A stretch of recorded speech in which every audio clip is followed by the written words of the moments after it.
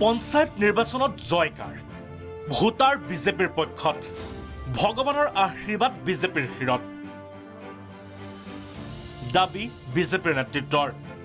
ৰাজ্যত অনুষ্ঠিত হৈ গ'ল প্ৰথম পৰ্যায়ৰ পঞ্চায়ত নিৰ্বাচনৰ ভোট গ্ৰহণ 7 মেত 13 জিলাত দ্বিতীয় পৰ্যায়ৰ নিৰ্বাচন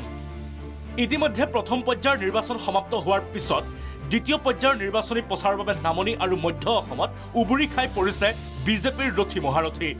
ইতিমধ্যে প্ৰথম পৰ্যায়ৰ নিৰ্বাচনৰ আগে পিছে জনতা বিজেপিৰ পক্ষত বুলি দাবী বিজেপিৰ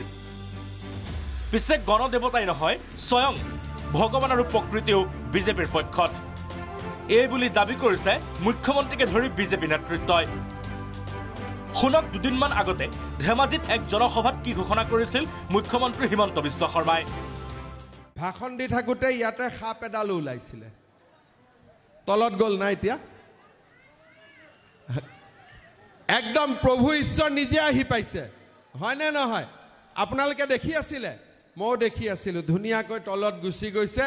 আমাক আশীৰ্বাদ দিবৰ কাৰণে আহিছিলে গতিকে প্ৰথম দিনাখনেই নিজে স্বয়ং মহাদেৱ আহি উপস্থিত গতিকে বিজেপি জিকিবই আৰু হয় নে নহয় সৰ্বৰূপত বিজেপি সভালৈ মহাদেৱ পিছে মুখ্যমন্ত্ৰীয়ে নহয় এবাৰ বিজেপিৰ প্ৰতি প্ৰকৃতিৰ আশীৰ্বাদ দেখা পালে মন্ত্ৰী ৰনোজ পেগুৱেও এবাৰ মন্ত্ৰী ৰনোজ পেগুৰ দাবী বৰষুণে দিলে বিজেপিৰ বিজয়ৰ জাননী মিটিংখনত আহোঁতে কৈছিলোঁ আহোঁতে বৰষুণ দিব নেকি আৰু মই ভাবিছিলোঁ বৰষুণ দিলে আমাৰ অৱস্থা বেয়া কিন্তু বৰষুণ আঁতৰি গ'ল আমি সুন্দৰভাৱে সুকলমে মিটিংখন সমাপন কৰিলোঁ এইবিলাকে ইংগিত বহন কৰে যে আমি বিপুল ভোটত জয়লাভ কৰিম মুঠতে পঞ্চায়ত নিৰ্বাচনত বিজয়ক লৈ আত্মবিশ্বাস তুংগত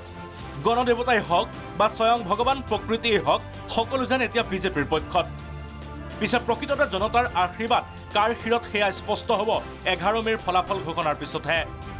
ৰমেন কলিতাৰ ৰিপৰ্ট প্ৰাগ নিউজ